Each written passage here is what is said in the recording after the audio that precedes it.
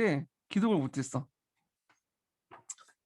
자, 여기 이제 살펴볼 게 원효인데 원효의 이제 특징을 원효에 남긴 이제 영향력 관련된 내용을 좀 세 가지로 정리를 해볼게요. 자, 여기 이제 제가 필기를 해놨는데요. 원래는 이제 이걸 지금 했는데 지금 녹화가 안 돼가지고 다시 하고 있거든요. 예. 근데 중요한 거기 때문에 일단 다시 한번 지금 강의 듣는 분들도 다시 이제 듣는다는 느낌으로 좀 봐줬으면 좋겠어요. 자, 일단은 크게 세 가지를 볼 수 있어요. 여기 보시면 일단 첫 번째 공유 논쟁을 해결했다는 거죠. 공유 논쟁이라는 것은 중간학파하고 유식학파의 논쟁이죠. 예. 그래서 앞에 중간학파는 이 세상은 다 뭐냐면 헛된 것이다.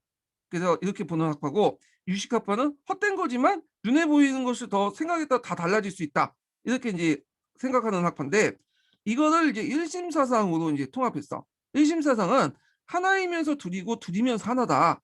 예. 그래서 내가 어떤 마음에 따라서 어떻게 보였 따라서 달라질 수 있다. 이런 내용이거든요. 이게 예전에 기출문제 나왔으니까 기억을 해두시고요. 자, 제가 이거를 그림으로써 이제 이렇게 표시를 해놨어요. 자, 여기 보면 그 진여문하고 생명문이 있어. 진여문이라는 건 본질적인 거야. 근데 이 본질적인 것은 우리 눈으로 인식기관을 볼 수가 없는 거죠. 자, 그리고 이제 생명문이라는 건 우리 인식기관을 통해서 보이는 거야. 그래서 보였다가 안 보였다가 그래서 생멸문이라고 해요. 현상적인 측면이죠. 자, 그러면 이 진여문을 강조하는 학파는 어딜까요? 중간학파죠. 그다음 생명문을 강조하는 학파는 유식학파죠. 자, 그리고 진여문은 죽은 후의 세계의 정토를 강조하는 반면에 생명문은 지금 살아있는 예토를 강조해요. 그 다음에 진여문은 여기 그 승려들이 이제 나가서 지금의 세속세에 나가서 좀 이제 사찰이나 이런 데뭐 돌을 닦고 그러잖아요. 불경을 읽고 그래서 출세관적 진리를 강조하는 반면에 생명문은 지금 이제 대중들이 살아가 있는 이런 그 세속적인 걸 강조해요. 세간적인 것들 강조하죠. 자, 그래서 이걸 일심사상으로 통합을 했다. 그래서 일심사상은 내가 어떤 마음에 따라서 뭐냐면 중간막 그 정토가 될 수도 예토가 될 수 있고 출세관이 될 수 있고 세관이 있습니다. 내가 이제 그 뭐냐면 세속에 있어도 뭐냐면 이 비록 세속에 있어도 내 마음에 따라서 세속을 벗어날 수 있고요. 비록 내가 이제 사찰에 있어도 내 마음이 각 세속 세계에 있으면 세관이 되는 거야. 그리고 내가 지금 예토에 있어도 내 마음이 정토에 있으면 정토가 되는 거고 정토에 있어도 내 마음이 예토가 되면 예토가 되는 거죠. 그래서 내 마음이 어떤 거에 따라서 달라질 수 있다. 이런 것도 일심사상이고요. 자, 일심사상을 정리한 책이 대승귀신 논서예요. 이거 예전에 기출문제 나왔으니까 이 책 이름 꼭 기억을 해주세요. 자, 대승귀신이라는 책은 그 예전부터 대승불교에 있는 책이에요. 거기에다가 이제 중국 학자가 논을 붙였어. 네, 주석을 갖다 붙인 것이 대승귀신논이고요. 그리고 나중에 원효가 이 논에다가 또 소를 붙였어. 그러니까 또 하나의 주석을 붙인 거죠. 이게 소예요. 그래서 대승귀신논서가 되는 거예요. 이 책이요. 자, 그래서 이제 이렇게 이제 공유 논쟁을 해결을 했고요. 자, 그 다음에 불교 사상을 통합을 했어요. 그래서 그 당시에는 뭐 여러 가지 종파들이 들어왔죠. 소승불교라든지 대승불교라든지 대승불교 안에서 또 여러 그 뭐냐면 종파도 있었잖아요. 자, 그런 종파들을 이제 그 당시 승려들은 다 이해를 하고 있었어. 그러니까 자기 것만 이해하는 게 아니라 좀 두루두루 알고 있었죠. 통불교적인 어떤 성격을 가지고 있었다고 아까 언급을 했잖아요. 자, 이런 이제 사상적인 배경으로 그 원효는 그 당시 이제 중국에서 소개된 모든 그 경전들을 폭넓게 이해해서 80여 종의 경전 해석을 했어요. 그게 이제 대승기신론서나 시문화쟁론, 금강상면경론, 문항수경 종요 등등 이런 책에 이제 다 실려져 있거든요. 그런데 이런 책들을 다시 이제 종합을 해가지고 정리를 했어. 정리를.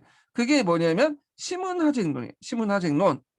그래서 이제 우리식으로 따지면 단권화를 시켰다 이렇게 보시면 돼요. 그래서 여러분들 뭐 여러 기본서들 다 한 권에 단권화 시켰잖아. 그 정리를 하잖아요. 그래서 이 단권화 시킨 책이 그 시문화쟁론이다 이렇게 보시면 되죠. 자, 여기에서 시문이라는 거는 시문이라는 건 10가지 문이라고 이제 해야 되는데 이건 직역이고 이걸 상징하는 건 뭐냐면 문이란 학파거든요. 10가지 학파. 그러니까 다양한 학파를 하나로 통합을 시킨 거야. 무슨 사상을 통해서? 하쟁 사상을 통해서. 예. 그래서 하쟁 사상은 뭐냐? 이거는 일심 사상을 바탕으로 한 거야. 그러니까 모든 것이 한 마음에 나온다는 일심 사상을 바탕으로 원어는 여러 경우의 차이점을 서로 하해시켜서 하나의 여러 학설 일면을 인정해. 각각 일면마다 진리가 있다는 걸 인정하고 그걸 그대로 인정하는 하등 사상이죠. 내가 그래서 어떤 것을 이제 뭐냐면 어떤 마음에 따라서 그 일면을 선택을 해서 진리로 만들 수 있는 거죠. 자, 그래서 일심 사상을 바탕으로 해서 이걸 하나의 경전의 차이를 이해시키고 통합시킨 것이 하등 사상이다. 이렇게 이제 이해를 해두시면 될 것 같아요. 자, 그다음에 세 번째로는 불교의 대중화를 일컫자. 불교의 대중화. 그래서 전에는 주로 이제 불교가 뭐 여러 가지 이제 그 망들이나 기죽도를 믿었잖아요. 근데 통일신라를 들으면서 불교가 이제 점점 대중화돼요.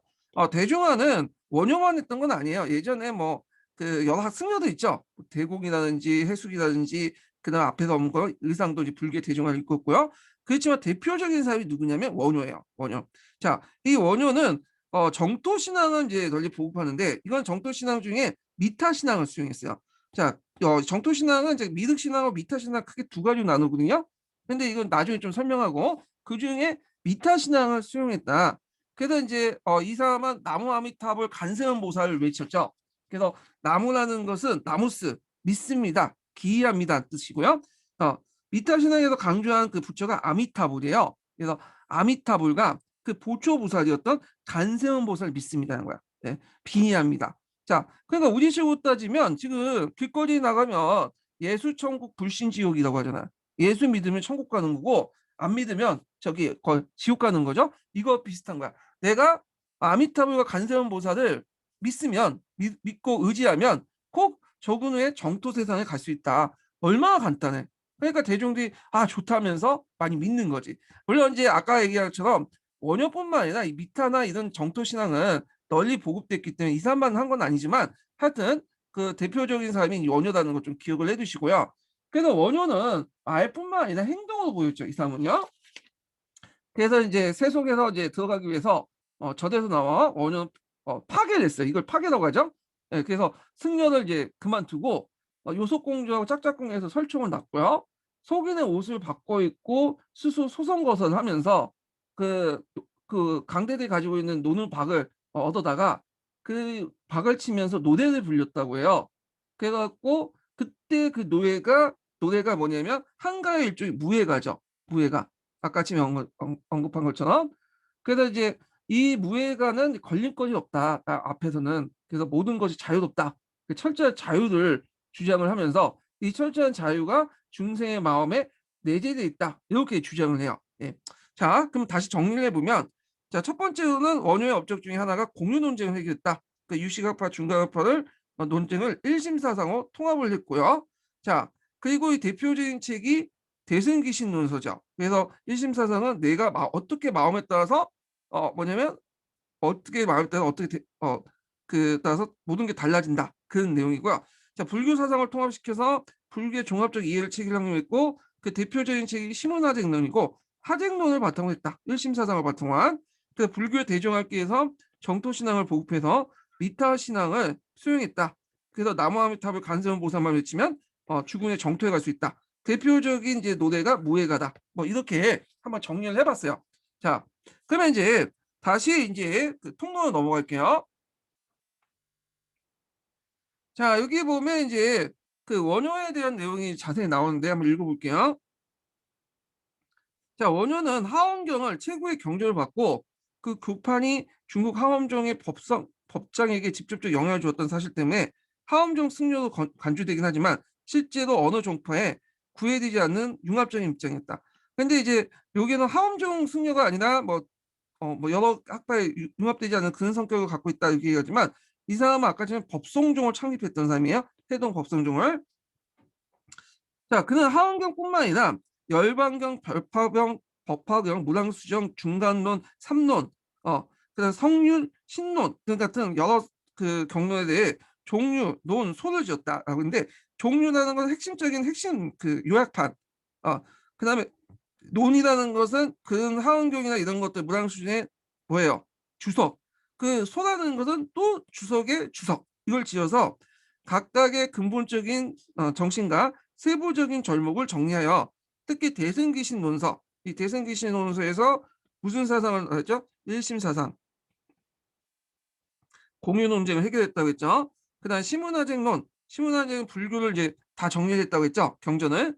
그래서 일심 사상을 바탕으로 하쟁 사상 이런 것들을 정리했죠. 여기 하쟁 사상을 제시했고 서로 모순 대립된 것을 보이는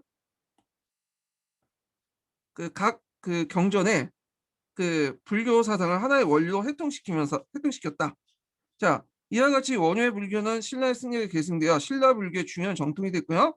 그다음에 뒤에 이제 뭐냐면 고려에도 큰 영향을 줘요. 예, 그래서 고려 중에 이제 누구예요? 의천 같은 사람도 원효 사상에 영향을 받았다고 했죠. 자, 그래서 이제 원효의 하상 사상은 불교의 종합화를 추구했을 뿐만 아니라 그 불교의 민중화, 대중화도 그 추구했죠. 그 원효는 그 인간이 모두 평등하다는 그 기본 원칙에 의해서 하쟁을 주장했으며 그것은 지배자를 중심으로 하합이 아니라 민중을 중심으로 하합이다. 자, 여기에서 이제 하쟁 사상의 또 하나의 특징이 있죠. 민중을 중심으로 하합을 강조한 사상이다라는 거죠. 자, 이거는 앞에는 의상이 위로부터의 통합을 강조한 반면에 이 사람은 밑으로부터의 통합을 강조한다는 걸 이제 알 수 있어요. 아까 언급한 것처럼. 그래서 이제 불교 대중화의 이제 대표적인 게 정토 신앙을 널리 하는데 정토 신앙 중에 미타 신앙이야. 예. 정확하게 이 미타 신앙을 널리 이제 전도를 했다. 자, 정토 신앙이라는 것은 어려운 불교 경전을 이해하지 못하여도 다만 연불마로 그 서방 정토에 왕생할 수 있던 단순한 신앙이다. 그러니까 정토 신앙 중에 미타 신앙과 관련된 내용이요. 또한 현세 고해에 벗어나 내세 극락왕생하기 비는 내세 신앙이긴 하지만 무지하고 가난한 민중들이 크게 환영을 받았다. 그래서 신라의 정토 신앙은 통일 전에 이미 발생했는데 이것이 통일 원효에 의해서 크게 선행하게 되었던 것이다. 원효는 불교 교학 면에서 높은 경지에 도달했을 뿐만 아니라 실제 생활에 있어서 불교를 대중화하는 데 노력하여 그 전국을 돌아다니며 정토 신앙을 전파했다. 그래서 이 사람이 이제 실제 생활 모습을 아까처럼 언급했죠. 파괴도 하고 그다음에 자신의 소송거사도 하면서 박을 치면서 놀고 민중과 이제 민중에 접근하려고 했죠. 무예가도 부르면서. 자, 이때 원효는 나무아미타불, 간세음보살만 연분만 외우면 누구나 극락왕생할 수 있다는 걸 이제 가르치는데 그래서 죽은의 정토 세상을 갈 수 있다고 했고 자, 이것은 정토 신앙이 인간의 모든 평등함을 기본 원칙으로 하고 있다는 특징이다. 자, 이것은 원효의 사상이 그가 육두푼 출신으로서 가지고 있던 진골 체제에 대한 현실적 불만도 반영했다고 보고 있다. 자, 이 시기의 전통 신앙은 원효 또는 어떤 특정 족파에 의해서가 아니라 전 불교적인 형상이었다. 이것도 좀 기억을 해두시고요. 그래서 아까 좀 언급했지만 우리나라의 정토 신앙은 일본이나 중국처럼 정토정이 성립된 게 아니에요. 그래서 정토 신앙 자체가 들어왔어. 그래갖고 모든 교파든 다 수용을 했어. 뭐 심지어는 하엄종도 정토 신앙을 수용했고요. 후에 이제 선종도 정토 신앙을 수용했죠. 그래서 이 정토 신앙 또 정토종의 성립은 이제 공통점은 불교가 대중화됐다는 거야. 이거는 한국뿐만 아니라 중국이나 일본도 마찬가지야. 원래 중국이나 일본도 불교가 귀족 불교적 성격을 갖고 있었죠. 처음에는 있는 사람들 좀 약간 여유 있는 사람들이 믿는 종교였는데 이 정토 신앙이 확산이 되면서 불교가 대중화됐던 거 이런 것도 같이 기억을 해두시면 될 것 같아요. 자, 그래서 이제 내용을 보면 그럼 어떻게 이제 각 종파에다 이제 수용을 했냐? 자, 하엄종의 본처였던 부속사의 금당에 정토경의 하나였던 무당수경이 이름을 붙인 무당수정이라는 게 있고요. 예, 첫 번째 사례죠. 자, 또 두 번째로는 하엄종의 주불이 비로나자불이야. 근데 비로나자불이 아니라 아미타불을 모셔뒀던 거야. 예, 아미타불은 그 아까 언급한 것처럼 그 정토 신앙의 주 부처예요. 미타 신앙의 주 부처죠. 세 번째로는 일반 민중뿐만 아니라 왕실에서 노비까지 모두 정통 신앙을 가지고 있었으나 정통 신앙은 모든 시대 정통 신앙 당시 모든 신라인들 생활의 일부였다는 것이다. 자, 입학에도 불교 대중화와 관련된 것이 아까침에 점찰법회라는 게 있어요. 점찰법회. 이거는 진표가 이제 했던 거죠. 요건 법상종하고 관련돼 있는데 그 진표의 법상 그 점차를 보면 법회를 통해 법회를 할 때 점차를 보는 거야. 그러니까 이제 그 일종의 그 주 일종의 그 점찰 그러니까 이제 점을 치는 거죠. 그래서 편말을 해갖고 이게 막대기에다가 여기에다가 막대기 집어넣고 이거 뽑아갖고 그 상을 보는 거야. 이 사람의 마음을. 그래서 이걸 점차 법회라고 하는데 점을 치면서 이제 법회를 본다. 자, 이렇게 보시면 돼요. 자, 그래서 정토 신앙과 결부된 불교 의식도 행해지고 있었다. 정토 신앙 위에 가늠 신앙이 있고, 여기 뭐 가늠 신앙하고 정토 신앙을 별개로 얘기하고 있지만 가늠 신앙하고 정토 신앙은 똑같아요. 그러니까 똑같다보다는 정토 신앙이 큰 범주면 가늠 신앙이 그 안에 있는 거야. 좀 나중에 설명할게요. 이거는요. 그다음에 밀교도 전래되었다. 자, 요 밀교라는 것은 뭐냐 하면 보통 이제 그 인도 불교가 건너와서 이제 비단교를 통해서 건너왔잖아요. 그때 두 가지 흐름이 있어요. 예, 대승불교 안에서도 그 인도의 대승불교가 건너와 현교가 있고 그다음에 밀교가 있어요. 그래서 이제 현교라는 것은 경전이라든지 참선을 통해서 부처가 되는 거야. 그러니까 인간의 내면의 어떤 수양을 통해서 부처가 되는 것이 그 현교예요. 그래서 그 현교 안에서도 선종도 나오고 하원종도 나오고 법상종도 나오고 이렇게 이제 있는데 밀교는 그 외면 내면보다는 외면을 강조해요. 그 하려는 의식이라든지 주문이라든지 이런 것들 통해서 뭐냐면 하는 거죠. 이게 밀교의 특징이에요. 이 밀교의 특징인데 자 이게 이제 중국의 밀교가 들면서 뭐가 되면 진원종이 된 거야. 진원종. 그리고 티벳으로 건너가면서 이 티벳 종교가 이제 뭐냐면 남아교가 되는 거죠. 예. 그 남아교 보면 상당히 뭐냐면 되게 화려하잖아요. 돈도 많이 들고 있는 측면이 있는데 아마 이제 여기에서 들어온 밀교는 남아교가 들어온 건 아니고요. 남아교는 이제 고려 말기 때 들어온 거고 진원종, 그러니까 밀교의 이제 중국식 밀교인 진원종이 들어왔을 거야. 이 진원종도 밀교도 일종의 불교의 대중하고 딱 관련돼 있는 불교예요. 예. 그래서 이제 통일신라 시대 때 밀교가 이제 수용됐다는 기록이 있어. 그래갖고 이제 뭐 이런 주술적인 방법을 통해서 여러 가지 병도 치료하고 뭐 그런 건데, 자, 하여튼 이런 밀교가 들어왔다 이렇게 기억을 해두시면 될 것 같고요. 자, 그러면 그와 관련된 이제 불교와 관련된 그 통일신라 불교와 관련된 교과서 내용을 좀 볼게요. 자, 먼저 이제 볼 게 뭐냐면 원효와에 관련된 내용이죠. 원효 관련된 내용을 16강 24페이지 잠깐 볼게요.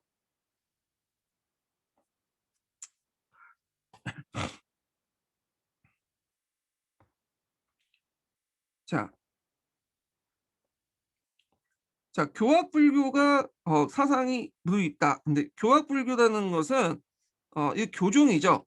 요거는 이제 불경을 통해서 깨달음을 얻는 거야. 예, 그래서 부처가 되는 데 주로 목적이 있죠. 아니면 저 정토정처럼 죽은 후에 정토세상, 극락세상을 가는 게 목적인데, 그래서 이제 우리가 알고 있는 그 뭐냐면 원효나 이런 사람도 다 그 교종의 일파예요. 근데 이에 반해 대비된 개념이 선종이죠. 선종. 선종은 깨달음을 통해서 얻는 거야. 깨달음을 통해서 마음의 깨달음, 경전을 통해서 깨달는 게 아니라 마음을 수양을 통해서 깨달는 거죠. 이걸 통해서 불성을 깨닫고 뭐가 되는 거야? 부처가 되는 거야. 그러니까 이거는 경전, 그 다음에 요거는 불성. 참고 나무아미타불 관세음보살 같은 이런 그 원효의 주장도 교학불교예요. 요것도 왜냐하면 이제 그 자체가 연분을 외우는 거잖아요. 문자를 외우는 거잖아요. 근데 선종 문자를 싫어하죠. 예, 이런 것들 이제 보시면 돼요. 그래서 신라 중대 때는 이런 교학불교, 오교가 확립됐던 시기였던 걸 좀 기억을 해두시고, 참고로 우리는 이제 교종, 이렇게 선종 이런 식으로 얘기하잖아요. 근데 엄밀히 말하면 선종은 있어요. 이 중국에도 있고 일본에도 있고 우리나라도 있잖아요. 근데 교종이라는 거는 실제 중국 불교나 일본 불교에서는 그렇게 얘기 안 해요. 교종이라는 단어가 없어. 이건 우리나라만 있는 거야. 그러니까 이제 선종에 대비돼서 경전을 통해 깨달음을 얻는 그 교파들을 다 묶어가고 그냥 교종이라고 해요. 교종. 그래서 이제 최근에는 교종이라는 말보다는 이렇게 교학 불교라는 말을 쓰더라고. 예. 자, 하여튼 좀 볼게요. 그 고구려와 이제 백제에서 6세기 후반부터 7세기 전반까지 불교 교리가 깊이 연구되는 교학 불교 성향이 자리 잡았다. 그래서 이 고구려와 이제 승려가 백제 승려 해군은 중국의 삼론족을 깊이 연구를 했고요. 네, 신라 이제 삼국 불교까지 같이 얘기하는 거예요. 자, 신라의 왕관과 자장이 마련된 유식 중심의 불교 사상 위에 고구려 백제에 발간된 중간 사상이 전해지면서 불교 교리에 대한 연구가 심화되었다. 또한 이 시기에 대중의 사회적 지위를 향상되면서 그들의 신앙적 욕구가 커지게 되었고, 이에 따라 불교 교리와 불교 대중화 현상이 일어났는데, 이게 이제 대표는 통일신라 시대 때부터 이제 본격적으로 등장했죠. 음. 그래서 통일신라 들어오면서 불교 교리가 점점 세련되고 그리고 불교 대중화가 이제 확대돼 나갔다. 예. 여기 좀 보면 신라의 승리의 원칙은 당의 하다가면서 유식일변도의 중국 법상종을 비판하고요. 자, 이 말은 뭐냐면 이 사람은 신유식학을 배웠다고 했죠. 그렇지만 신유식학뿐만 아니라 구유식학이나 다른 종파도 다 통합을 했죠. 그래서 어 종전에 이제 그 법상종이 그 신유식만 강조한 것에 대해서 그다음에 이 사람이 삼형학파를 만들어서 장학파 대응하는 과정에서 다른 학파도 다 받아들였다. 이런 말을 하는 거야. 그리고 유와 공을 종합을 중시 여기는 법상종의 시조가 됐다. 자, 요거는 유식학파 그 뭐냐면 중간학파를 조화를 했다는데 주의할 것은 이 법상종이라는 자체가 원래부터 유식학파야. 근데 이 사람이 인제 뭐냐면 여러 학파를 받아들이면서 유식학파를 바탕으로 해서 모두 받아들였다는 거죠, 일부. 예. '중간 학파도 수용했다.' 이런 식으로 이해를 하시면 될 것 같아요. 예. 자, 그래서 인제 신라 법상종의 시조가 되었다. 근데 이 사람은 막상 법상종은 세우진 않았다고 했죠. 이 중국에서 활동했기 때문에 실제로는 그의 제자였던 태연이 세웠어, 태연이. 법상종은 신라에서. 자, 그러면 그 밑에 중간과 유식에 대해서 인제 쭉 나와요. 그래서 인제 좀 볼게요. 자, 중간과 유식은 다 그 인도 대승불교에서 건너온 거야. 그래서 중간은 그 인도 대승불교 한 유파로서 공을 강조하는 학파다. 그래서 중간 학파다. 그래서 공이라는 것은 현상계의 모든 것은 다 공하다. 아, 그래서 그 대표적인 게 이제 육감을 통해서 얻은 모든 인식은 다 공하다. 그래서 색즉시공, 공즉식생. 우리 시각을 통해서 얻은 모든 것은 다 공하다. 예, 이렇게 주장을 했던 거죠.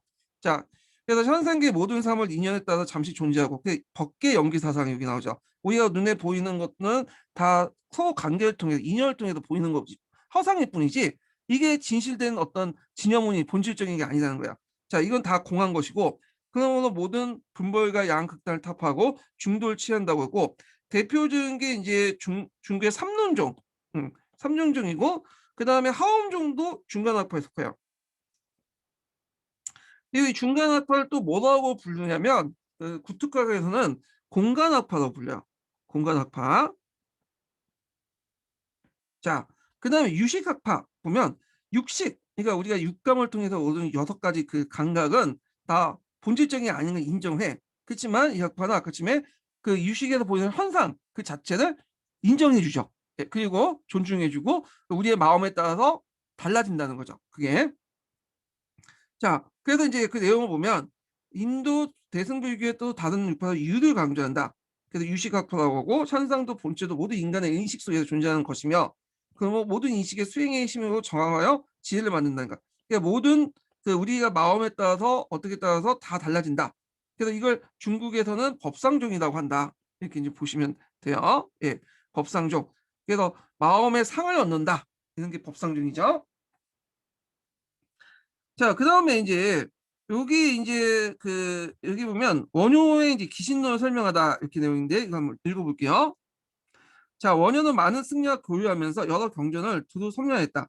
그는 대승귀신론서와 금강산맹강론을 경론을 저술하여 중간과 유식의 교리적 통합을 해소하고 세속적 벗어나는 불교적 가치관을 극복했다. 그래서 이걸 무슨 사상이라고 일신 사상을 받던 하증 사상이라고 하죠. 자, 그는 공유 집착과 편견의 극복을 위해서 서로 다른 주장을 존재할 수 있는 진리의 일면성을 인정하고 각 그 입장사의 조화를 위해서 독자적인 이론과 실천 원리를 정립하였다. 자, 그래서 인제 그 하쟁사상 관련된 내용은 그 옆에 있으니까 한번 읽어 보시고 자, 원효는 기존 불교에서 소외된 계층을 구제하고자 불교 대중화 운동을 벌였다. 자, 그래서 그 사람의 업적이 불교 대중화 있죠. 그는 모든 중생이 부처의 본성을 가지고 있는 성불할 수 있으나 요때 이제 당시의 논쟁 중에 하나가 공유 논쟁도 있지만 성불을 누구나 할 수 어떤 사람이 하냐 이런 논쟁도 있었어요. 그래서 성불을 특정한 귀족들만 할 수 있다 그런 사람도 있고 성불을 대중도 다 할 수 있다 이렇게 할 수 있는데 대부분 어떤 식으로 견해냐면 성불은 대중들도 할 수 있다 이렇게 이제 주장을 하면서 성불을 이제 강조하죠. 근데 성불은 좀 힘들죠, 대중들이 하기에는. 그러니까 인제 당연히 이제 죽은 후에 아미타불이 통치하는 정토 세상을 가는 게 제일 중요했어요. 그래서 생을 바꾸거나 능력이 부족하면 아미타불을 의지해야 된다. 의지해야 한다고 하였다. 그래야 남아 아미타불, 즉 아미타불에 기이한다. 아미타불 믿습니다라고 말을 10번 완성하면 누구나 극락을 완성하여 성불할 수 있다고 가르쳐 소외된 계층들의 내세에 대한 희망을 제시했다. 이렇게 이제 했고요. 자, 그다음에 어 요 내용들 이제 파악을 해 주시고 뒤에 이제 의상과 관련된 내용이 있어요. 자, 의상은 중국에 유학하여 하원 교학을 창시하여 지엄의 문화에 수학한 후에 하원 교학의 점수를 하원일승 법궤도 체계했다. 요거 외워 두셔야 겠죠. 하원일승 법궤도는 예전에 기출에 2번이 나온 것도 있어요. 그래서 이거는 글자와 함께 법궤도니까 그림도자는 그림도 같이 그려져 있어. 자, 그 내용을 보면 의상의 하음사상 핵심적인 내용을 210자의 글자를 담아 상징적으로 점사각형 도안에 배열했다. 그중에 가장 제일 중요한 것은 하나 안에 일체가 있고 여러 안에 하나가 있으며 하나가 꼭 일체이며 여럿이 꼭 하나이다. 일직다 다지기란 구조이다. 그죠? 자, 일직다 다지기 관련된 내용은 아까 지금 설명을 했어요. 그 당시 통일 직후기 때문에 삼국이 분열돼 있었잖아요. 막 분열돼 하나 통합을 했잖아. 그래서 이런 가지 그 삼국이 대립 갈등이 좀 있었겠죠. 그걸 이제 일찍 다 다지기는 사상으로 어떤 그 신라 왕권을 바탕으로 전제 왕권을 바탕으로 해서 이걸 통합을 하려고 했다. 이렇게 좀 기억을 해주시면 되고요. 자, 그는 법계도를 통해 하나와 여럿이 서로 포함되어 서로 동일시하는 논리로서 진리 세계의 핵심을 벗고 이걸 원흉사상이라고 하죠. 그다음에 법계 연기라고 하죠. 이 사상을. 자, 그래서 이제 있고 그 모든 형상이 붙어 있지도 않고 떨어지지 않으면 하나도 아니고 다르지 않다고 항상 중도에 있으면 강조했다. 자, 의상의 하음을 그 이론으로 이해하는 데 그치지 않고 옷 세 벌과 바리 하나를 외에는 아무것도 소유하지 않은데 청정 계율과 실체가 없었고 또는 그 또한 그는 하원경을 토대로 두고 실제로 신라 땅 낙산의 간세음 보살을 머물고 있음을 널리함으로써 이 간세음 보살 이 사람도 이제 뭘 받아들였다는 거야? 정토 신앙을 받아들였다는 거야. 질병이나 재해 등 인간 생활의 현실적 고뇌를 당장 해결하지 않으면 안 되는 어려운 사람들이 희망을 줬다. 그래서 간세음 보살은 죽은 후의 세계 정토에 있어서 문제 있는 게 아니라 지금의 문제를 해결하는 보살이에요. 예. 요거는 좀 복관호 그 정토 신앙과 관련돼 갖고 좀 얘기를 해볼게요. 자, 그래서 이제 이렇게 원효와 의상 사상을 중심으로 해서 불교의 어떤 신라 불교의 특징들을 파악을 했어요. 자, 그럼 마지막으로 볼 게 정토 사상이야. 정토 사상. 여기 정토 사상을 뭐 이렇게 막 왔다 갔다 설명하는데 이게 그 구특각에 되게 잘 설명돼 있거든요. 그래서 제가 이걸 좀 정리를 했어요. 구특각 내용을 바탕으로. 자, 구특각의 이제 내용을 정리했는데 이 정리한 내용이 쭉 뒤에 있어요. 몇 페이지에는 30페이지 펴보세요. 30페이지. 자, 이건 제가 구특강의 내용을 정리한 거예요.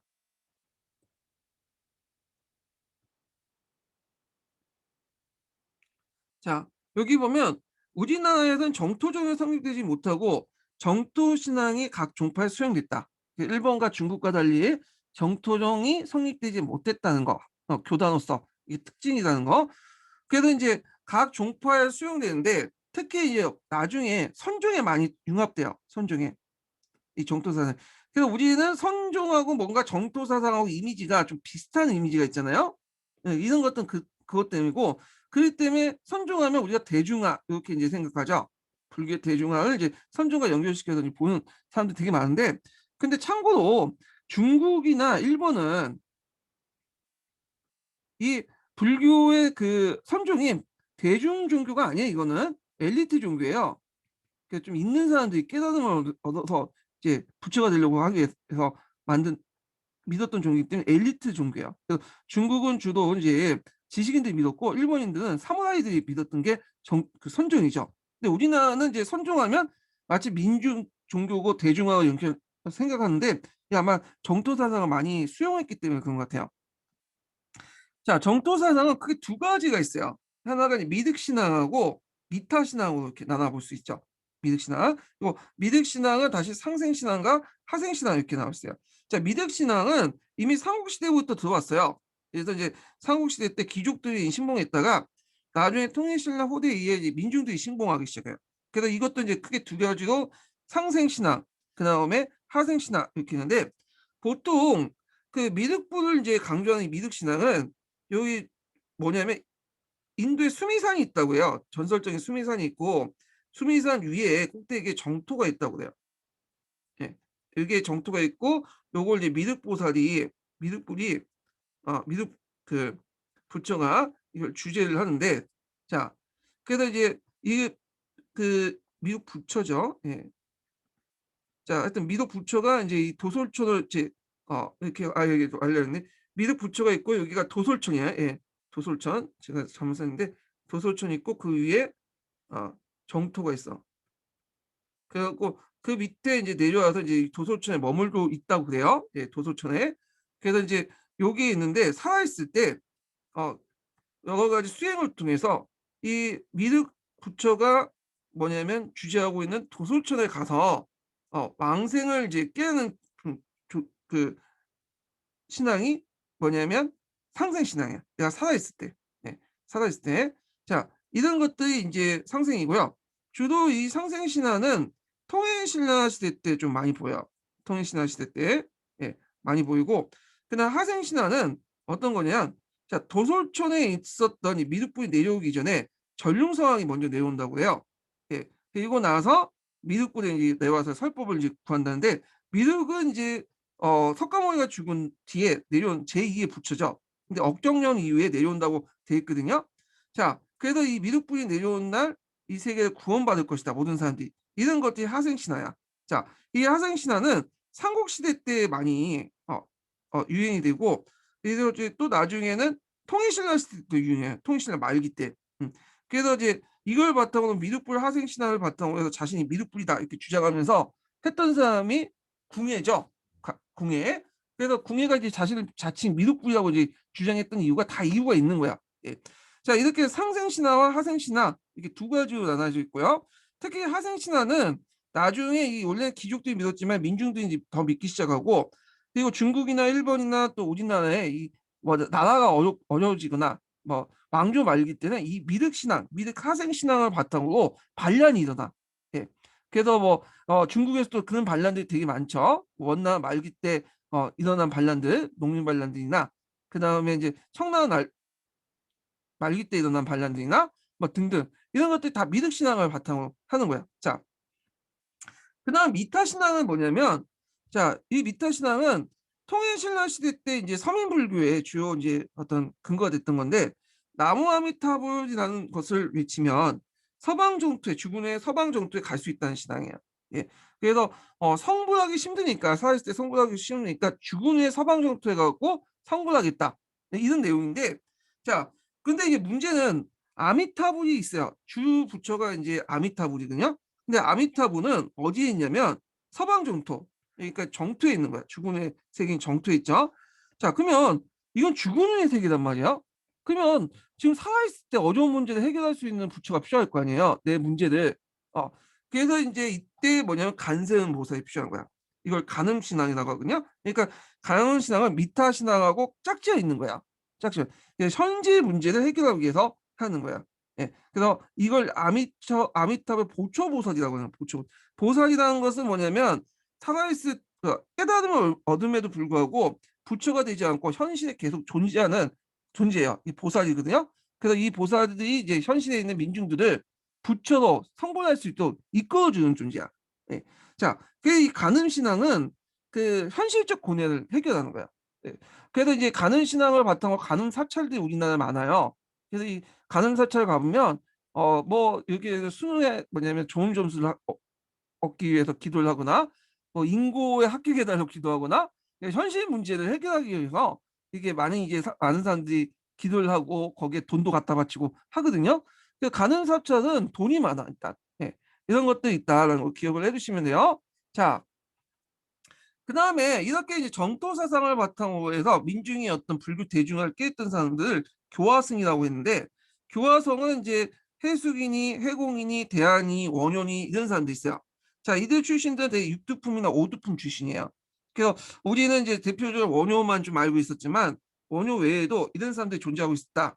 이렇게 보시면 되고, 참고로 대한은 이 사람 이름이 아니에요. 이 사람은 이름을 정확히 모르고 대한 이렇게 하면서 했기 때문에 불경을 이제 대한 이런 식으로 외웠나 봐요. 그래서 대한이라고 이름을 붙였어요. 별명이죠. 자, 하여튼 이건 정토사상을 한번 정리를 해봤어요. 그래서 정토사상은 미륵신앙과 미타신앙 두 가지가 있고, 미륵신앙은 상생신앙과 하생신앙, 그리고 상생신앙은 미륵보살, 이 미륵부처가 조정한 도솔초를 완성하는 망상하는 기원하는 신앙이고, 하생신앙은 전륜성왕 치세 때 미륵불이 내려와서 우리를 구원해 주겠다는 그런 신앙이고요. 미타 신앙은 남아미타불 간세음원 보살만 배우면 서방 정토로 갈 수 있다. 이런 신앙이다. 그래서 불교 대중화를 깼다. 미륵 신앙이나 미타 신앙이나. 자, 그래서 이런 내용들 이제 한번 정리를 해봤어요. 자, 그러면 이제 다시 통론 내용을 좀 들어가 보죠. 예. 미술의 발달 볼게요. 미술의 발달.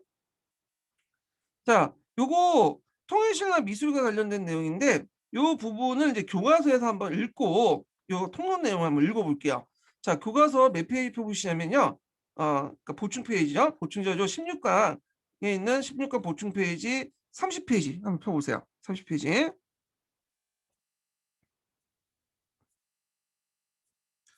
자, 요게 이제 그 교과서 내용이 오히려 좀 잘 돼 있더라고. 예, 그림도 보여주고. 자, 여기 보면 밑에 두 번째 단락부터 볼게요. 자, 통일신라의 이루는 이중기단의 3층으로 쌓는 전형적인 통일신라 석탑 양식이 완성이 됐다. 그래서 3층 석탑의 특징이 통일신라 때 석탑 양식이죠. 여기 보시면 이게 보이시죠? 뭐 불국사에 있는 3층 석탑 있죠? 예, 여기 보면 다 3층 석탑이고, 그 다음에 경주 가문지 사지에 있는 그 동서 3층 석탑인데, 가문사라는 것은 이제 그 당시 그 문무왕의 그런 죽은 후에 동해 용이 되겠다고 했잖아요. 그래서 만든 호국사찰에 이 사람 기르기 위해서. 근데 지금 남아있지 않고 털만 남아있어. 그때 이제 두 개의 탑만 남아있는데, 요게 이제 3층 석탑이죠. 두 개 보시면. 자, 그래서 통일신라 초기 때 석탑으로는 경주 강릉산지 동서 3층 석탑과 경주 불국 3층 석탑, 다법탑이 있고요. 그다음 말기에는 석탑에 다양한 변화가 있는데, 양양의 그 진전산지 3층 석탑 있죠.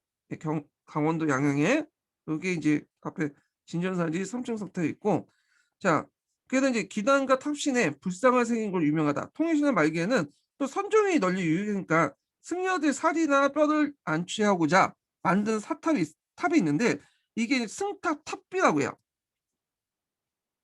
또는 부도라고 하죠. 부도. 다른 말로 요게 이제 대표적인 게 이제 여기 하송 상봉사 철간선 사탑이 있죠. 근데 여기 앞에 있는 그 교종탑에 비해서 상당히 탑이 적죠. 예, 작죠. 그래서 이제 이걸 볼 때 이제 조형 미술이 발달이 못했다. 왜냐면 선종은 화려한 것보다는 뭔가 이제 마음의 어떤 수양을 강조하는 종파이기 때문인데, 자, 그래도 이제 있고 팔가 원탑인 승탑인 하순 쌍봉사 철갑선 산탑이 있다. 이렇게 있고요. 요 관련돼서 예전에 한능금에서 한번 나왔기 때문에 한번 자세히 파악을 해두시는 게 좋을 것 같아요. 그래서 세부 조각이 우수하고 아름다울 뿐만 아니라 목조 건축 양식 그대로 구현하고 있다. 자, 그다음 통일신라 불교 공예에도 빼놓을 수 없는 게 범종이죠. 그래서 사원사 동종은 그 현존하는 가장 오래된 그 종임으로써 소리가 좋게 하는 가학적인 설계를 돋보이고 매우 아름답다는 평가를 받고 있고요. 그 다음에 성덕대왕 신종, 요 앞에서 이렇게 에밀리아 종이라는 이제 종이죠. 그래서 맑고 장중한 소리와 경쾌하고 아름다운 비천상은 이제 아름답고 비천상으로 유명하고, 성덕대왕 신종은 아연이 들어간 청동을 만드는데, 이는 당시 신라의 금속 주조 기술이 매우 뛰어났음을 보여주고 있다. 선덕대왕 신종 좀 기억을 해두시면 될 것 같아요. 예. 자, 그래서 이제 이렇게 이제 한번 맞고 그 다음 거 좀 보죠. 건축 예술과 관련된 내용을 좀 볼게요. 자, 통일신라의 건축적인 이제 천재교과서에 있는 내용인데, 대표적인 사찰은 불국사와 그 석굴암이다. 요거 예전에 한번 시험 문제 나왔죠. 불국 석굴암. 그래서 경동왕 때 만들어진 것이죠. 경동왕 때 만든 원차제예요, 원차. 왕실 원차. 그래서 원래는 김대성이 만들었다고 하지만 그 삼국 유세는 김대성이 개인 사찰을 보기에는 너무 규모가 크고 왕실의 원차라고 보시면 돼요. 원차라는 것은 왕실이나 어떤 그 귀족 가문들이 그 뭐냐면 자기 돈을 투자해 갖고 만든 사찰이죠. 예. 자, 하여튼 불국사는 조화 균형 속에 불국토를 표현한 사찰로 경내에 들어간 돌거에 대한 청운과 배운거는 직선과 곡선으로 조화시켰다. 자, 석굴암이라고 하는데 석굴암은 석굴사죠. 그 당시에는. 지금은 불국사의 그 암자지만 그 당시에 독립된 사찰이었어요. 석굴사였고 석굴사원의 일종이에요. 예. 그래서 중국의 석굴양시에 본떠서 만든 인공 석굴이다. 근데 중국의 석굴사원하고 좀 다른 게 있어요. 이건 중국의 석굴사원은 천연동굴을 만드는데 이건 인공 석굴이야. 예. 그 인도와 중국과 달리 우리나라는 인공 석굴로 만들었다. 천연동굴이 아니라. 자, 그다음에 이제 직사각형과 전실과 원형의 주실 등 두 부분으로 구성되어 있으며 아름다운 비례와 군형의 조형미를 보여주는 세계적인 결작이다. 자, 그리고 이제 통일신라의 궁궐 유적은 남아있지 않고 그러나 궁궐에 딸린 연못으로 추정되는 경주 동공과 월지는 연못, 인궁송, 구릉 등에서 구성되어 뛰어난 조공술을 보여주고 있고요. 그 다음에 발에 궁궐토인데 이제 요거는 좀 건너뛸게요. 예. 자, 통일신라 석탑은 이중기단으로 따는 3층 탑을 이제 있고 아까 보면 감흥사에서 3층 석탑, 경주 불국사 3층 석탑이 대표적이고요. 그 밖에 그 복잡하고 화려하고 균형 잡힌 경주사 불국사 다법탑과 독특한 모양의 구례 하엄사 사사자 3층 석탑이 있다. 신라 말기 때는 선종이 보급되어 승려들의 사리를 보관하는 승탑이 마련했다. 이런 내용들 기억을 해두시고 예전에도 한번 얘기했지만 삼층탑이 통일신라 때 주였지만 그꼭 삼층탑 외에도 어, 다각탑이 좀 일부 있었다고 했죠. 정해사지 그 13층 성탑처럼 다각탑이 있어요. 예, 이게 정해사지 13층 석탑은 예전에 시험 문제 나왔던 거죠. 다각탑도 일부 존재하고 있다. 이런 것도 같이 기억을 해두시면 될 것 같아요. 자, 그러면 폭론 내용을 이제 읽어볼게요. 자, 두 번째 단락부터 보죠. 통일신라의 미술을 대표하는 것이 석굴암과 석굴사와 그러니까 불국사와 석굴암인데 이 두 눈은 신라 문화의 만개인 경동왕 때 재상 김대성이 만들기 시작한 해공왕 때 완성됐다. 근데 실제 왕실 사찰이었다는 거. 그러니까 불국사는 대규모 사찰이었으나 임진왜란 때 목조 건물 모두 불타 없어지고 다만 석조물과 기단이 남아 있어서 신라 미술의 높은 수준을 보여주고 있다. 뭐 이런 것도 있고요.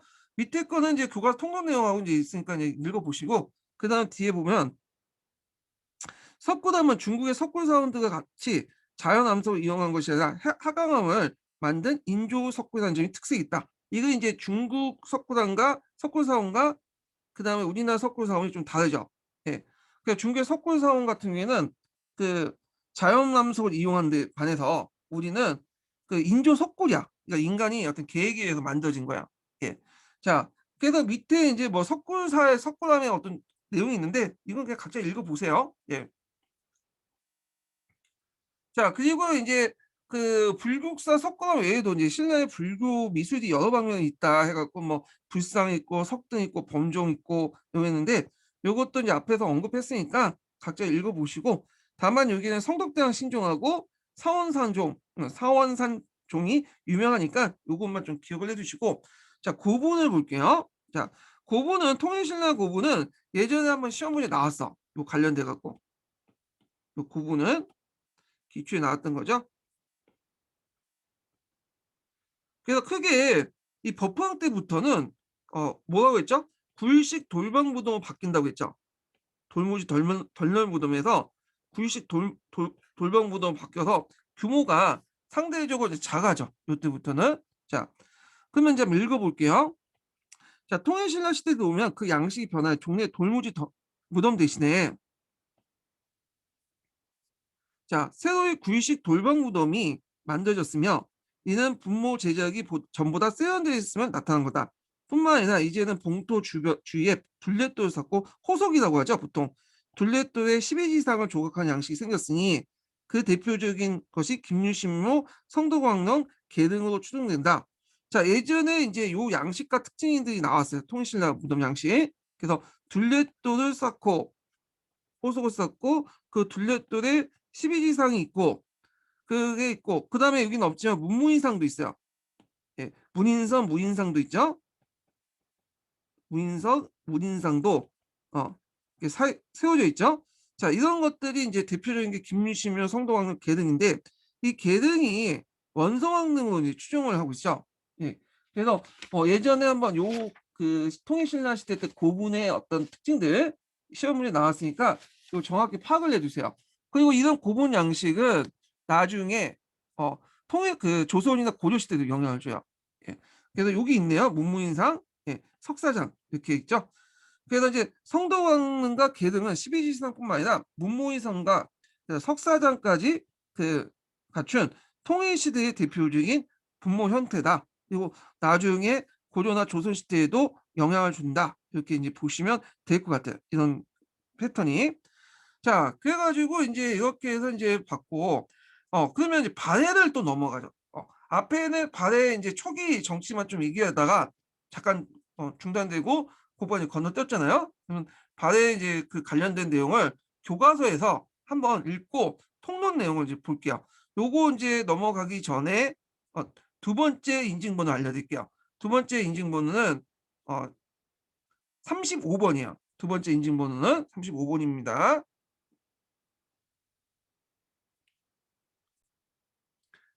자, 그러면 발해 교과서 강도 관련된 내용을 한번 볼게요. 33페이지에 34페이지 보세요. 16강도, 16강 보충자료. 자, 33페이지와 34페이지요. 전까지는 고왕, 그러니까 대조영까지 얘기를 했잖아요. 그래서 그 고구려 유민을 이끌고 대조영이 기린성 동무산에 건국을 했고 그때 진이라는 국호를 사용했다고 했죠. 예. 자, 그러면 이제 그 고왕이 죽고 나서 그 다음 왕이 뭐냐면 무왕이에요. 무왕.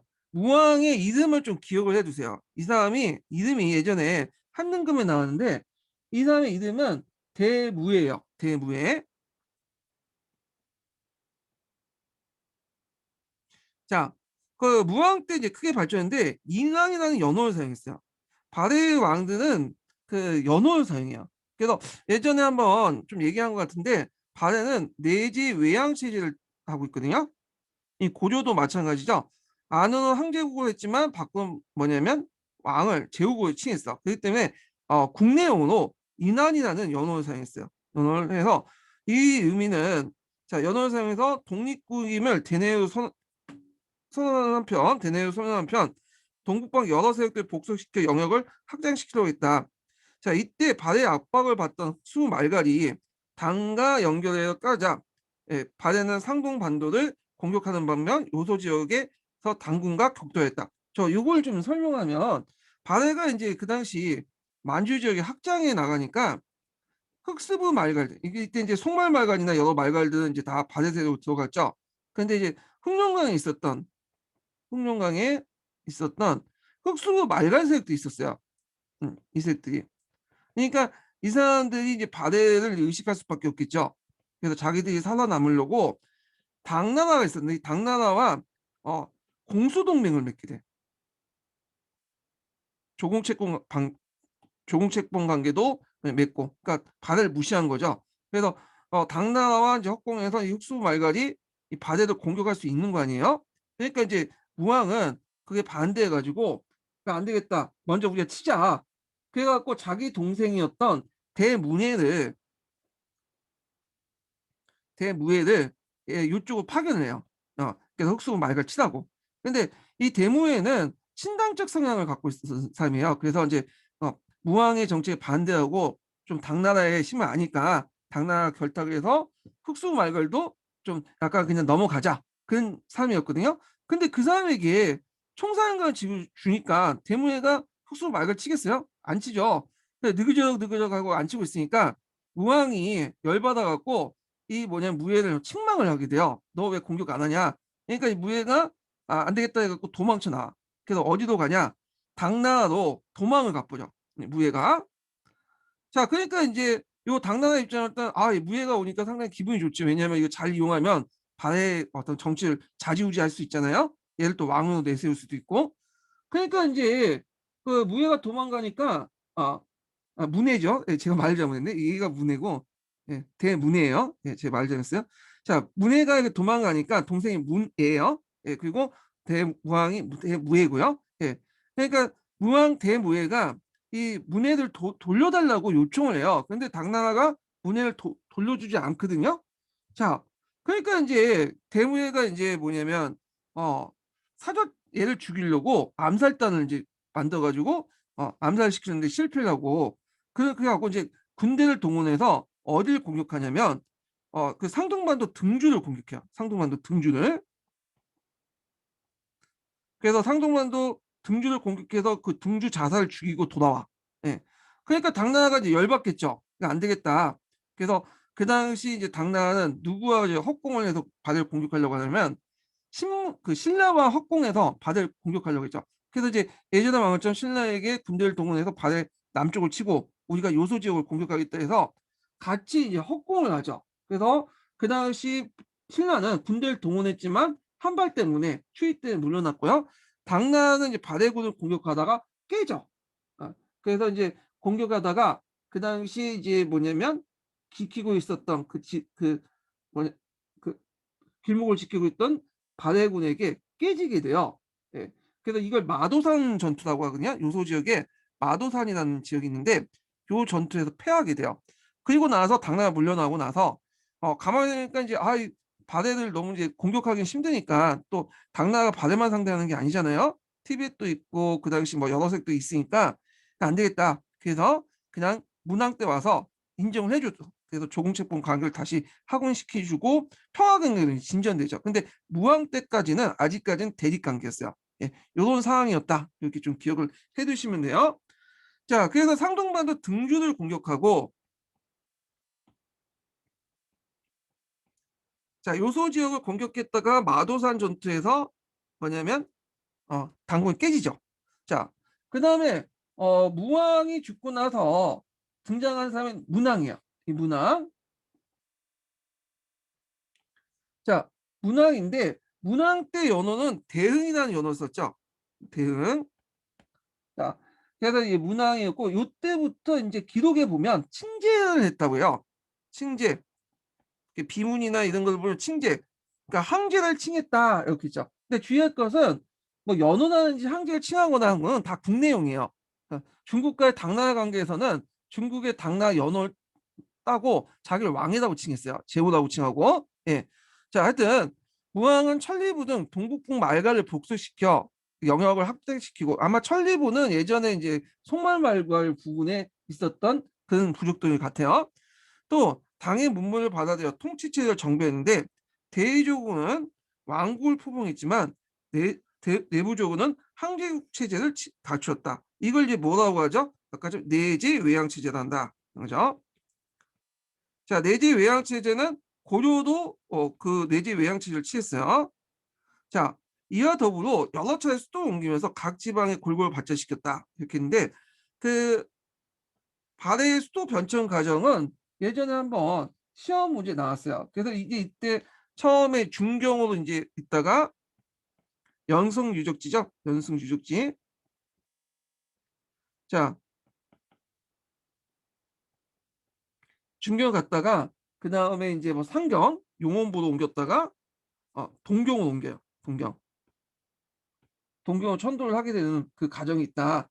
어 그래서 이제 중경 형독부, 다시 상경 용총부, 그다음에 어 또 뭐냐면 그 동경으로 이렇게 하는데 그것을 인제 어떤 의미였냐. 골고루 발전시킨 의미도 있고 그리고 발해 국력이 북쪽에서 동쪽으로 신장됐던 그런 연후가 있어요.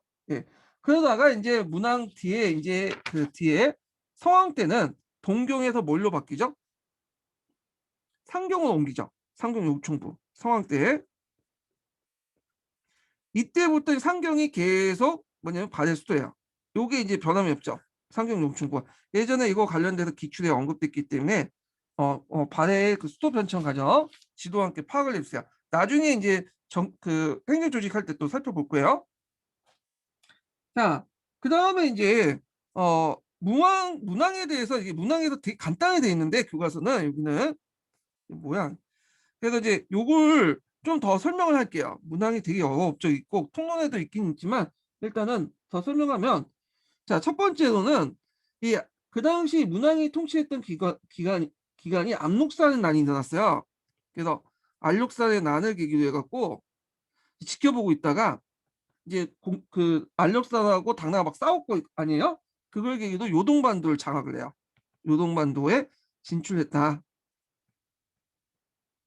그 다음에 안력산이 난이 끝난 다음에 이제 당나라가 확실히 승기를 잡으니까 당과 또 친선 관계를 맺게 돼요. 이때부터 이제 당나라와 국교를 이제 수입하자. 국교를 수입했다. 이렇게 보시면 예전에도 조공 채권 관계이 맺긴 맺었지만 정식으로 이제 뭐냐면 하친하면서 국교 수입한 건 이때라고 보시면 돼요. 이때부터 대립 관계에서 하친 관계로 바뀌게 되죠. 자, 그 다음에 이제 지배체제를 정비해서 수도를 옮기고 그리고 주자감을 설치해요. 당나라 제도를 모방해서 주자감을 설치하고 그 다음에 네 번째는 앞에 언급 신라도 있죠. 신라도를 개선해. 대립 관계를 해소하고 그 다음에 이제 발해 국왕으로 이제 불려져요. 이 발해 국왕이라는 것은 책봉 명칭이에요. 이 당나라에서 이제 발해 국왕이라고 책봉을 해주고 그렇지만 실제로 이건 당의 기록이고요.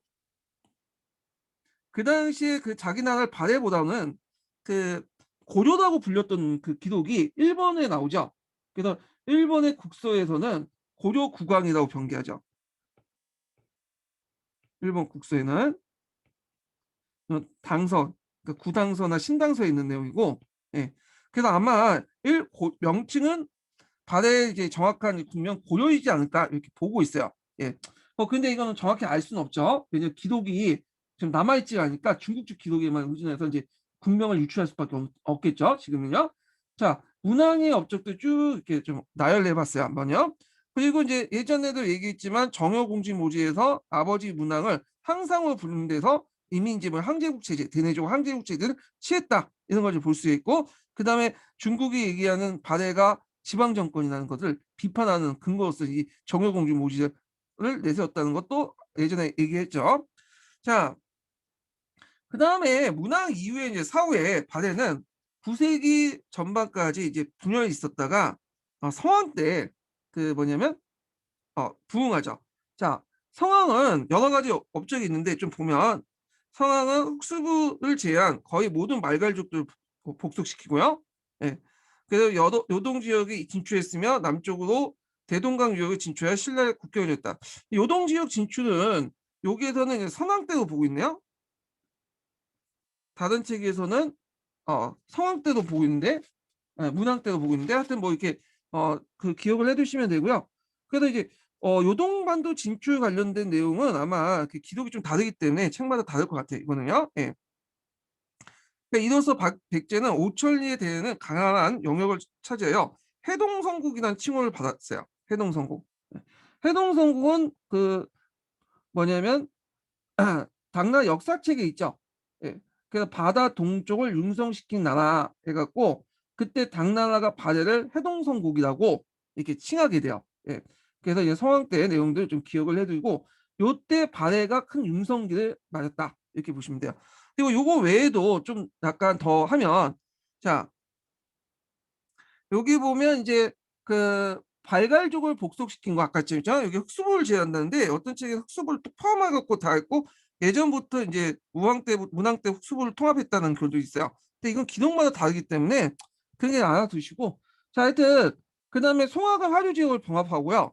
그 다음에 우리가 이제 이게 요동 지역이 진출했다는데 엄밀히 말하면 그 소고구조를 통합했다고 보시면 돼요. 이때 이제 고구려 그 뭐냐 자녀 세력 때 소고구려라는 나라를 세웠거든요. 이 소고구려를 요때 통합을 했어요. 그래서 요때 이제 진출은 이제 뭐냐면 요때 있었고 그 문항 때 있었고 요때는 완전히 이제 뭐냐면 요동 지배권 확립했다 이렇게 보시면 될 것 같아요. 이런 식으로 해석하는 게 더 합리적인 것 같아요. 그래서 그 요동반도에 있었던 소고구려라는 자녀 세력들을 통합을 해서 고구려 자녀 세력 통합해서 요동 지배권을 확립을 했다. 네. 그다음에 오경 15부 62주를 완비했다. 이렇게 보시면 돼요. 오경 15부 62주를 완비했다. 제도를.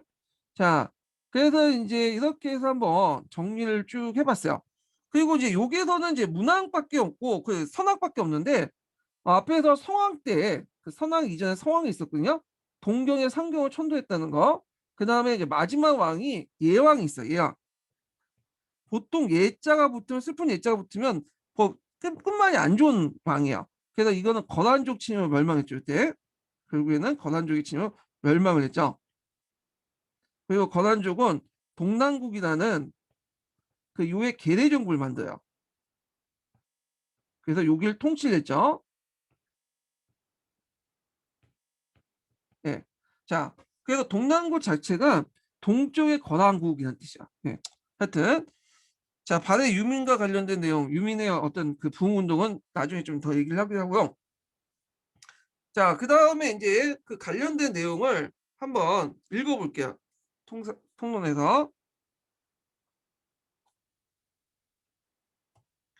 자, 바를 건국한 대조영은 당의 세력을 견제하면서 나라의 기틀을 마련했고 이대 무왕 대모해죠. 대모해는 이들 기반으로 국력을 신장시켰다. 문왕이 즉위하자 이난이라는 그 독자적인 연호를 사용했고 일본의 사신을 보내는 등 당과 대립관계를 취했다. 당이 송화가 흑령강의 하류 지역에 있던 흑수 말가를 도독부에 설치하고 요때 장사의 관리를 보내 통치하려고 했고 이때 이제 흑수 말갈과 이제 서로 연결해갖고 무왕을 치려고 하니까 자 무왕은 흑수를 치는 한편 그때 이제 누굴 보냈다고 했죠? 자기 동생이었던 대문해를 보냈다고 했죠. 대문해. 근데 문해가 도망쳐갖고 이제 나중에 이걸 소환 문제로 당과 더 갈등이 이제 깊게 되고 그때 장문영 하여금 어일체 해군을 이끌고 상동 반도를 등주를 공격해서 자살을 죽이기로 했다. 장문영. 그래서 등주는 그 당시 상동부한테 군사적 요충지였어요. 자, 이에 당은 신라와 양면으로 함께 과대를 공격했지만 당은 신라와 함께 양면으로 과대를 공격했지만 큰 취와 눈을 헛되이 물러가고 말았다. 요거는 좀 약간 기록이 좀 약간 그런데 당은 신라와 함께 양면 과대를 공격했지만 큰 추위와 눈으로 헛되이 물러갔다. 요때 그 큰 추위와 눈으로 헛되이 물러간 것은 누구냐면 신라예요. 이건 이제 당까지 그냥 당도 마치 여기 보면 싸우지 않고 그냥 큰 추위와 눈으로 헛되이 물려갔다 이런 식으로 생각할 수 있지만 이건 신라와 관련된 거고 당나라는 공격했죠. 요소 지역을 공격했죠. 그래서 그 길목을 지키고 있다가 아까 아침에 얘기한 것처럼 그 당군과 이제 싸웠죠. 그래서 이제 이때 당나하고 이제 싸워서 당군을 마도산에서 이제 격파했다고 했잖아요. 그래서 이제 이겼고, 예, 바레군이. 자, 하여튼 이때 바레는 만주의 대부분과 연해주의는 커다란 판도를 이루고 있었다. 자, 다음에 이제 그 왕이 그 문왕인데 문왕 대흥무죠. 문왕. 자, 문왕 때는 대의적 발전 10순 한편 처음으로 당과 하친을 맺고 그와 발달된 제도와 문명을 수입하여 내치에 볼만한 업적을 세웠다. 자, 대조영은 처음엔 동문산, 기림성 동하에 거처를 했다가 산성 아래의 편지인 연승 유적지에 도읍을 옮겼는데 이 산성과 연승 유적지 문헌에 나오는 구국이 바로 문왕이 국도 이곳에 정한 중경 홍덕보다 나오는 구국인 바 우왕의 국도를 이곳에 중경 홍덕부로 옮기고 그러니까 홍덕부는 뭐냐면 원래는 동문산에 있다가 곡 산상의 편 영승 유적을 도읍을 정했는데 이 산상과 연승 유적을 문헌을 구국의 인바 국왕의 이 국도를 이곳에서 중경 형덕부로 옮겼다는 거예요. 그래서 하령에 이제 성고성 있죠. 여기도 옮겼고 다시 상경 용총부로 또 옮기고요. 그다가 동경 용원부로 이제 옮기죠. 네. 그래서 이제 이 의미는 발해 국력이 북쪽에서 동쪽으로 신장된 연유한 것이다. 이렇게 해서 나누는 의미가 있죠. 세 번이나 수도를 옮겼어요. 예. 그래서 중경 용원부, 그다음에 상경 용총부, 동경 용원부 이렇게 세 곳을 이제 수도를 옮겼다. 이렇게 이제 좀 보시면 되고 자, 그다음에 내용을 보면 지금까지 당이 발해에 대해서 발해 국왕이라고 칭했던 것을 동작물을 또 한 당에 옮겨서 발해 국왕이 되죠. 국왕과 국왕은 달라요. 급이 한 단계 더 올라간 거야. 자, 그만큼 이제 그의 그 국제적 지위가 승격된 걸 까닭이다. 예, 군왕의 국제적 지위가 승격된 걸 까닭이었다.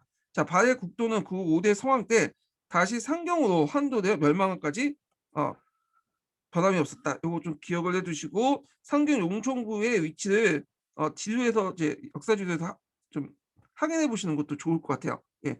그래서 요거 내용을 좀 봤고요. 예. 자, 그다음에 제가 이거 잘못 설명한 게 네, 연승 유적지가 아니라 이 중경하고 연승 유적지였다가 예, 중경을 옮겼다가 중경에서 상경, 동경 이렇게 옮겼어요. 예. 요거 좀 수정해 주시고요. 아까 잘못 말했네. 자, 그래서 이제 이렇게 있고 그다음에 이제 발해가 이제 가장 융성한 건 성황 때죠.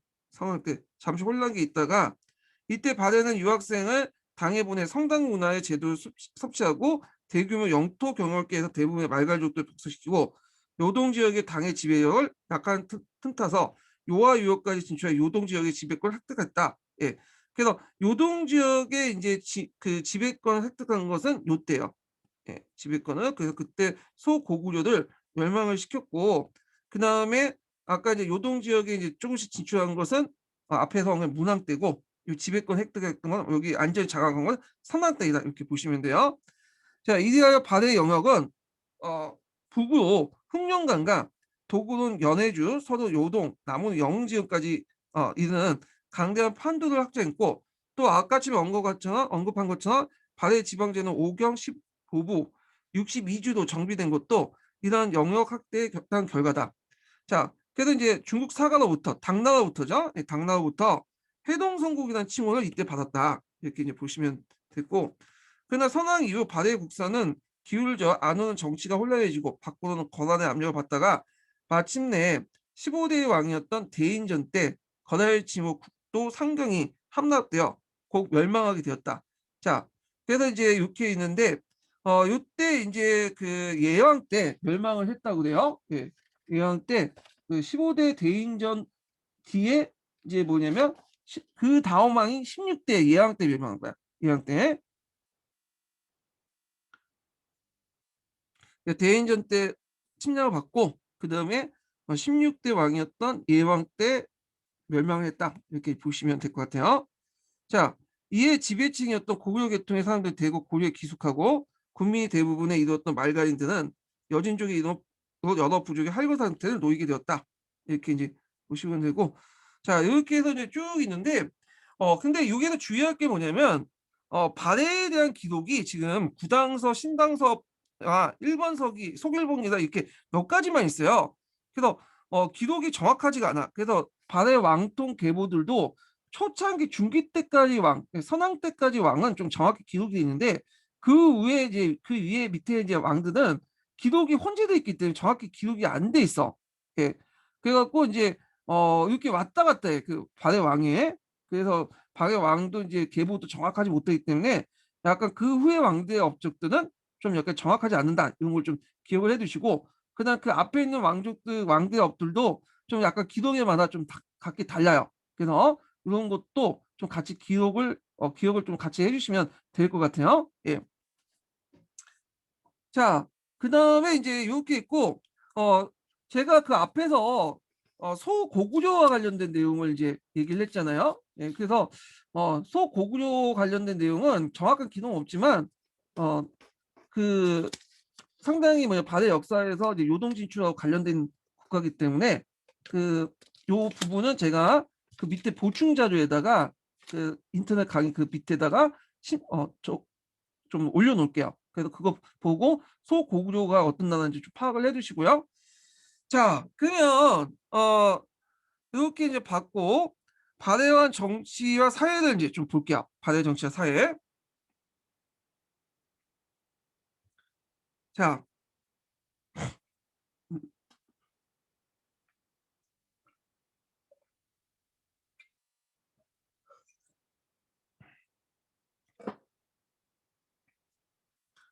자, 여기 보면 발해 지배층은 고구려 유민으로 구성되어 있었다.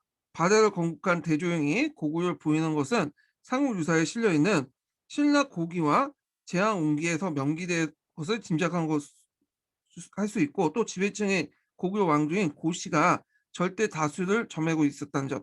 일본 본의 국서에서 그 고구려가 옛 땅을 수복하고 부의 유속을 이어받는다는 구조에 있어 발해 지배층이 옛 고구려임을 충당하고 알 수 있다. 그래서 발해 지배층이 고구려인이라는 걸 알 수 있는 것은 요 기록들이 나와 있죠. 예, 첫 번째 문헌 기록 여기 있고, 또 두 번째 내용, 세 번째 일본의 본의 국서. 그래서 발해 지배층이 고구려 유민이다. 요거 피지배층은 말간인이죠. 예, 이렇게 이제 알 수 있고, 자, 발해 국왕은 집권적인 전제 정치를 행한 것으로 같으니 그것은 발해 국왕이 독자적인 연호를 지금 사용하고 있다는 것을 짐작할 수 있다. 즉, 고왕은 청통이라는 용어를 사용했고, 무왕은 인왕, 그 다음에 그 문왕은 대흥, 성왕은 중흥, 선왕은 건흥이라는 연호를 사용한 것은 국내 왕권강을 표시하는 동시에 당과 대등한 국가의식을 표현한 걸 볼 수 있다. 이렇게 이제 보고요.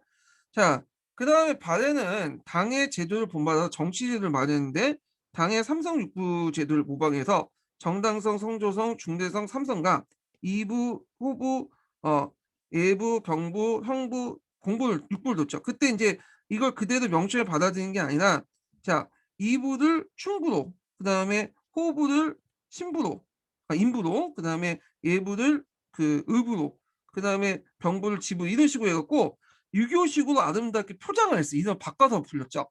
예, 그래서 있고, 자, 그런데 이제 그러나 발해 중앙간에 당의 제도를 그대로 받아들이는 게 아니라 한편 그 명칭이 유교적 아하됐다, 아름답게 꾸며졌다는 거죠.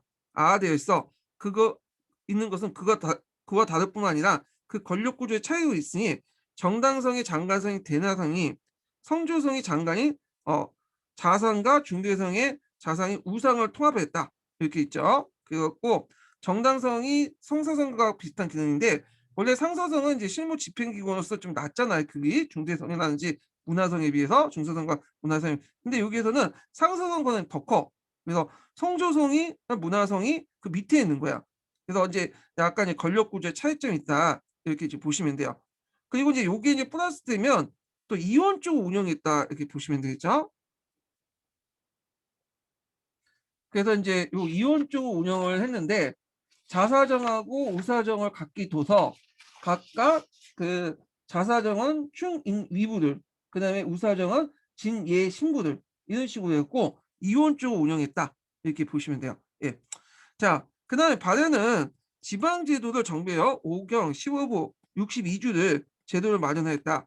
국도인 상경을 비롯하여 중경, 동경, 남경, 서경 등의 오경을 두고 상경을 중심 5도의 교통망을 정비했죠. 그래서 5개의 주요 교통망들을 예전에 한번 얘기했는데, 당나라와 교통하기 위해서 조공도와 영주를 두고요. 거란과 거란도, 일본과 일본도, 또 신라와 교통하기 신라도를 뒀죠. 5개 도를 뒀다는 거.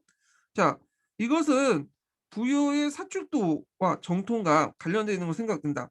지방행정의 중심 지역 위치에 차지한 곳은 15부였으며 그 밑에 62주와 100개 현으로 달려 있었다. 지방행정의 가장 말단인 총량은 토착적 유치인 수령에 의해서 다스렸다. 그래도 이제 보통 5부나 15부까지는, 그러니까 5부, 5경 15부 여기까지는, 62주까지는 이제 뭐냐면 지방에 관리를 보내고, 나머지는 대부분 그 지역의 현지인들, 토착인 수령들을 임명을 했죠. 예. 그래서 있고요. 대개 보면 이 15부에서 부는 그 지역의 민족별 구성 단위로 이렇게 해서 분류를 한 것 같아요. 자, 그래서 이제 이렇게 해서 이제 발해의 지방제도와 중앙행정조직에 대해서 한번 좀 얘기를 해봤는데, 자, 그러면 여기에서 이제 잠깐 그 보충자료를 잠깐 펴볼게요. 자, 발해 통치제도와 관련돼서 한번 또 얘기를 해보죠. 예. 자, 여기 보면 발해는 당의 삼성 육부를 본떠서 중앙행정기구를 정비했는데, 유교 덕목을 육부 명칭에 정하고, 여기는 보시면 충부를, 이부를 충부, 포부를 인부, 예부, 의부하죠. 그 다음에 이제 이원적 방식 운영에서 독자성을 드러났다. 그래서 이제 자사정, 우사정 이런 식으로 이제 운영이 됐고, 그래도 이제 삼성 육부제도를 모방을 했지만 독자성이 있었다. 이렇게 좀 기억을 해 두시면 돼요. 독자성의 근거로서 세 가지 줄 수 있죠. 하나가 정당성의 권한이 컸고, 정당성이 그러니까 권한이 컸고, 예전에 상서성이죠, 중국에서는. 그다음 두 번째가 유교적인 어떤 식으로 육부 명칭을 바꿔 사용했고, 세 번째가 이원적인 특징을 갖고 있다. 요게 인제 독자성의 특징이죠. 예. 자, 그다음 발해는 중앙군 후 11을 편성하는 한편 오경 15부 62주를 설치하여 전국을 통치했다. 그래서 오경은 교통 요지의 핵심된 설치된 핵심 거점이고, 지방은 이제 15부는 지방행정주시로 도독을 뒀다. 62주는 자사, 주하대 현가 현서를 방해 지방행정을 담당했다. 자, 그러나 지방장관은 고구려 유민과 함께 말갈 출신도 임명했고, 특히 말단 행정기관은 그 말갈 부학 총장을 통해서 도움을 받아 수행했다. 자, 이들 통해서 고구려 유민과 말갈인들이 점차 융합되어 바레인으로서 정체성 형성해 갔다 있는데, 자, 여기 보면 이제 여기에 딱 보시면 15부의 위치가 있어요. 15부의 위치. 예. 민족별로 구성됐어요. 15부의 위치는. 예. 있고, 자, 이렇게 있고요. 그다음에 인제 여기 보면 오경이 있죠, 오경. 오경이 있는데, 오경은 이제 상경이 있고, 이 상경 위치 정확히 기억을 해 두셔야겠죠. 이 상경은 당나라 장항성을 이제 모방을 했다고요. 그 대규모 계획 도시고, 이렇게 이제 상경이 있고, 그다음에 인제 거기 보면 중경이 있죠. 중경. 그다음에 동경. 예. 그래 갖고 인제 있고, 그다음에 여기 보면 남경이 있고, 이렇게 위치, 오경의 위치 정확히 좀 기억을 해 주시고, 여기 부 내용 중에 좀 기억할 게 이제 솔빈부라고 해서 있어요. 솔빈부. 음. 자, 이 솔빈부는,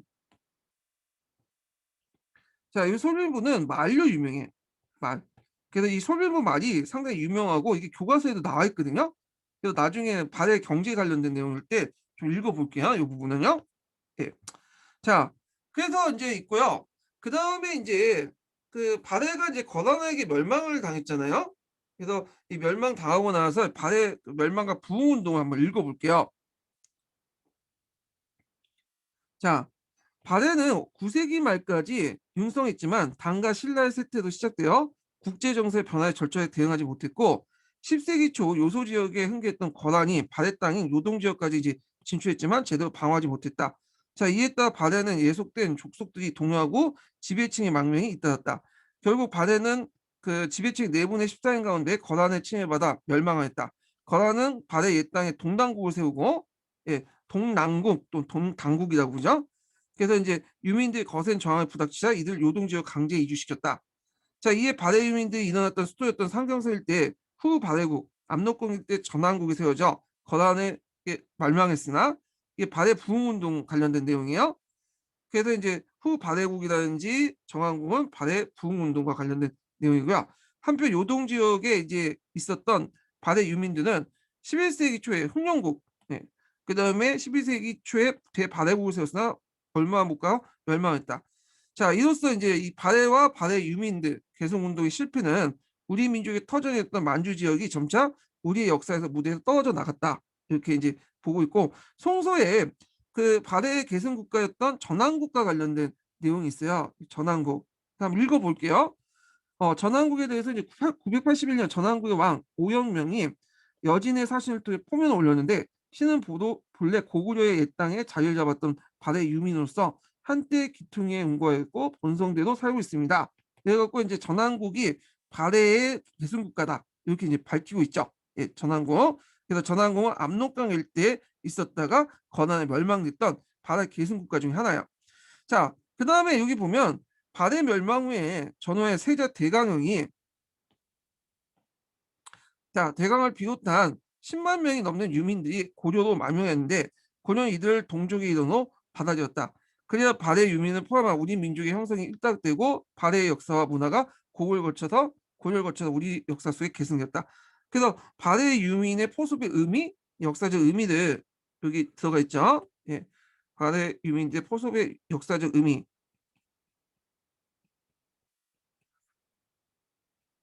자, 그리고 이제 이에 대한 내용이 그 뒤에 있어요.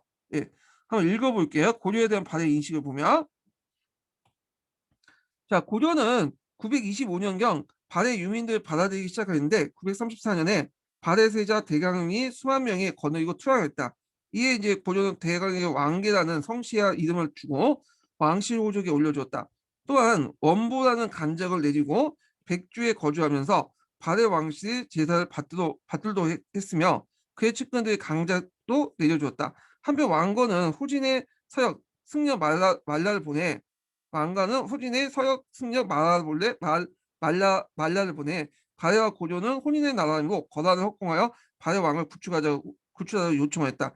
자, 이런 초기의 발해는 고려 초기에는 발해를 동족의 나라 여기는 역사인식을 확고히 자리 잡고 있다. 그래서 고려의 발해에 대한 인식 관련된 내용이 있고요. 자, 그래서 이제 이렇게 해서 한번 읽어봤고 넘어가서 이제 뭘 보냐 발해의 이제 사회 구조와 관련된 내용을 이제 볼 텐데요. 자, 이 부분은 좀 쉬었다 갈게요.